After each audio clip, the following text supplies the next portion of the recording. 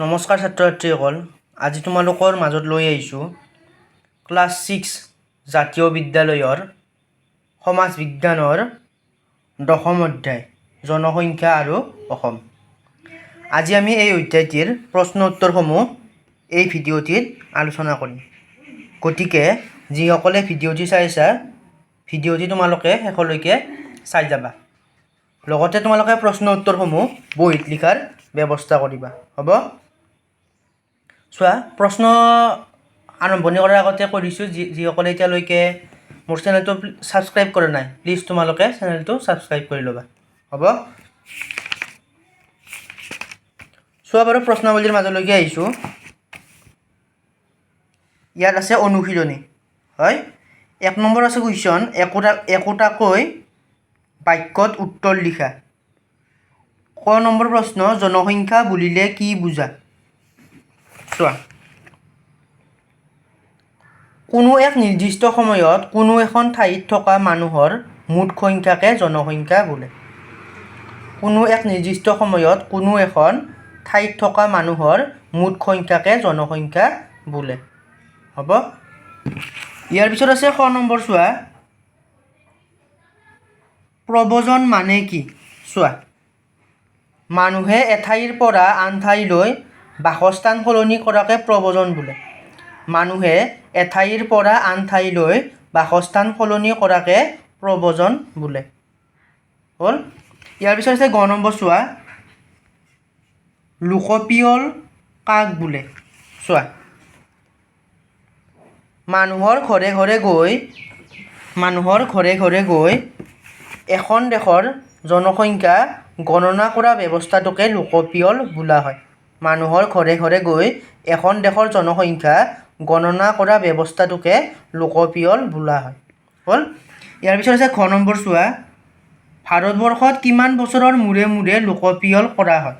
চোৱা, ভাৰতবৰ্ষত 10 বছৰৰ মূৰে মূৰে লোকপিয়ল কৰা হয়, হ'ব? ইয়াৰ পিছত আছে ঙ নম্বৰ। চোৱা, 2011 চনৰ লোকপিয়ল মতে অসমৰ কোনখন জিলা অধিক জনবসতিপূৰ্ণ?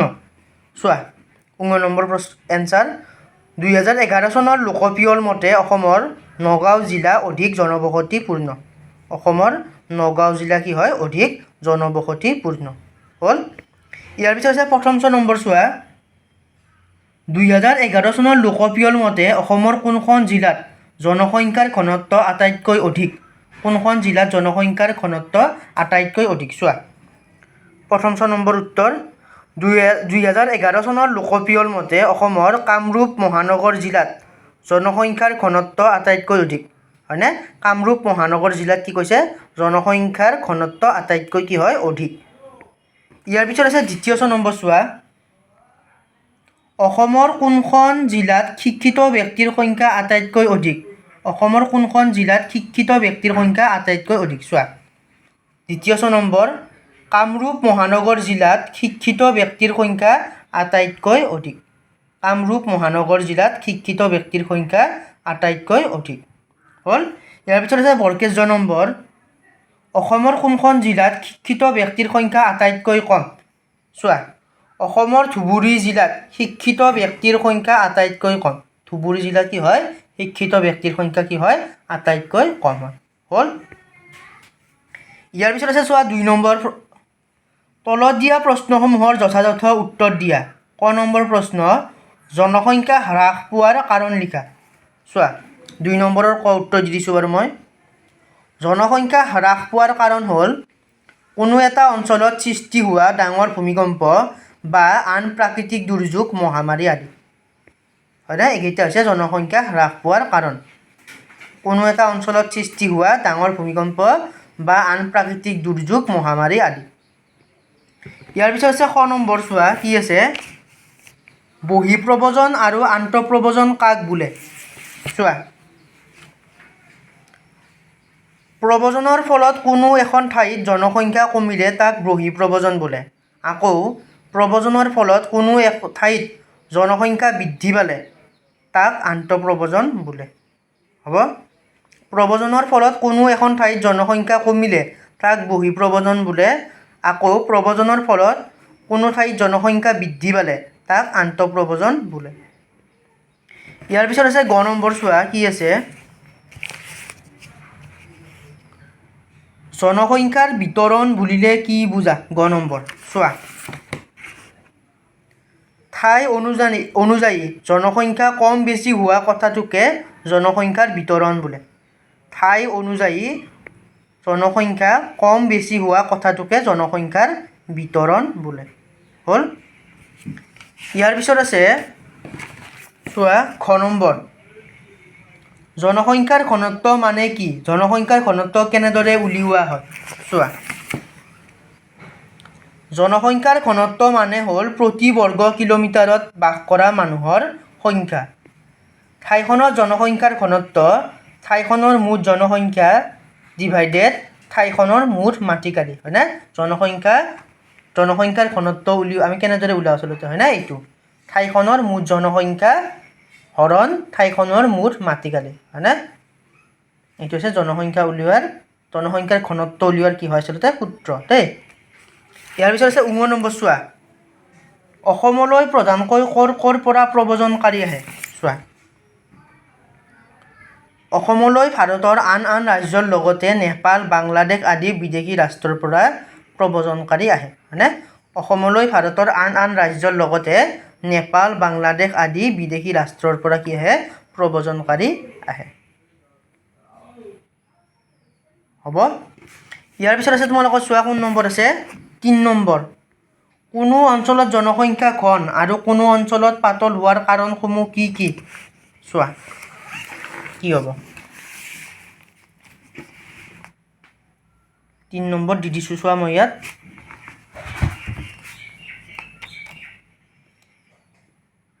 গাঁও অঞ্চলতকৈ নগৰত জনসংখ্যা ঘন হয়, তেনেদৰে পাহাৰীয়া অঞ্চলতকৈ সমভূমি অঞ্চলত জনবসতি ঘন হয়।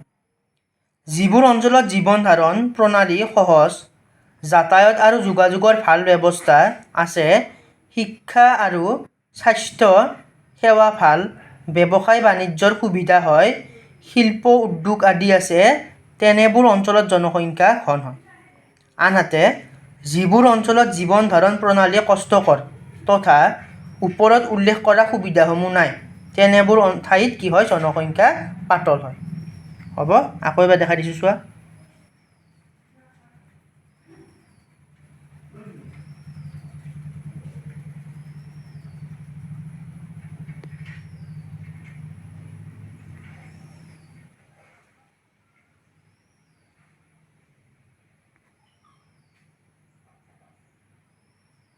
হ'ব ৩ নম্বৰ।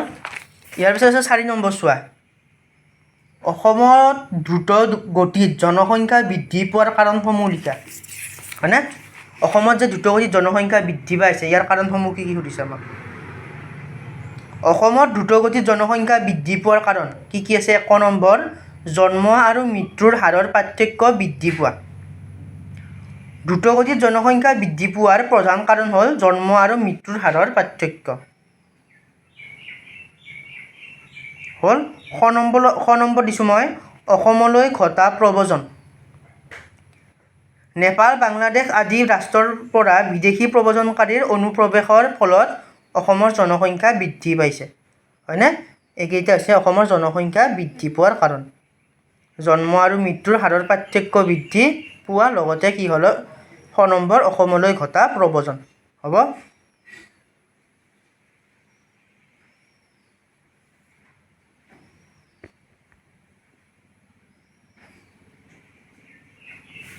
ইয়াৰ পিছত আছে ৫ নম্বৰ চোৱা, জনসংখ্যা বৃদ্ধিৰ ফলত উদ্ভৱ হোৱা সমস্যাসমূহ ব্যাখ্যা কৰা। জনসংখ্যা বৃদ্ধিৰ ফলত আচলতে আমাৰ কি কি সমস্যা হয়, হয়নে? সেই সমস্যাসমূহ আমাক কি কৰিব দিছে? ব্যাখ্যা কৰিব দিছে দেই, চাবা। জনসংখ্যা বৃদ্ধিৰ ফলত উদ্ভৱ হোৱা সমস্যাসমূহ চোৱা, প্ৰথমটো হৈছে আমাৰ নিবনুৱা সমস্যা। জনসংখ্যা বৃদ্ধিয়ে নিবনুৱাৰ সংখ্যা বৃদ্ধি কৰে। যিসকলৰ যোগ্যতা থকা স্বত্বেও কোনো কৰ্মসংস্থান পোৱা নাই, তেনে লোকসকলক নিবনুৱা বোলা হয়। দ্ৰুতগতিত বৃদ্ধি পোৱা জনসংখ্যাৰ বাবে সকলোৱে নিয়োগৰ সুবিধা দিব পৰা ব্যৱস্থা এতিয়ালৈকে হোৱা নাই।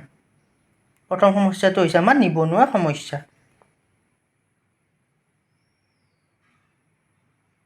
হৈছে। এবাৰ আছে খ নম্বৰ চোৱা, খাদ্য সমস্যা।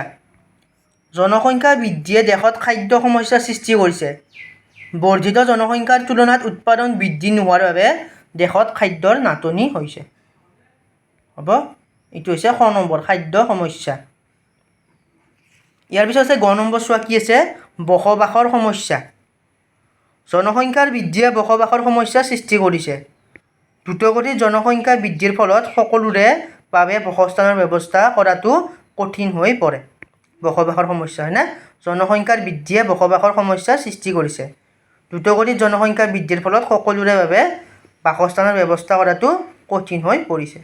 লগতে আমাৰ বিভিন্ন সমস্যা আছে, যেনেকুৱা প্ৰদূষণৰ সমস্যা হয়নে, মূল্য বৃদ্ধিৰ সমস্যা, প্ৰথম নম্বৰ কৃষিভূমিৰ অভাৱ আৰু বনাঞ্চল হ্ৰাস হয়নে। এইবিলাক আচলতে আমাৰ কি হয়, জনসংখ্যা বৃদ্ধিৰ ফলত হোৱা কিছুমান সমস্যা। হ'ব, আটাইকেইটা লিখি দিবা তোমালোকে। আকৌ এবাৰ দেখা দিছোঁ চোৱা, জনসংখ্যা বৃদ্ধিৰ ফলত উদ্ভৱ হোৱা সমস্যাসমূহ।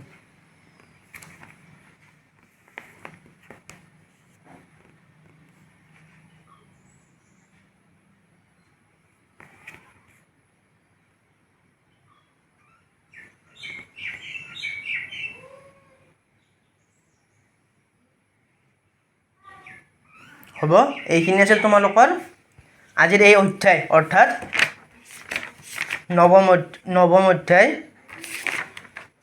দশম অধ্যায়ৰ জনসংখ্যা আৰু অসম হয়নে, এই অধ্যায়টিৰ প্ৰশ্ন উত্তৰ। হ'ব।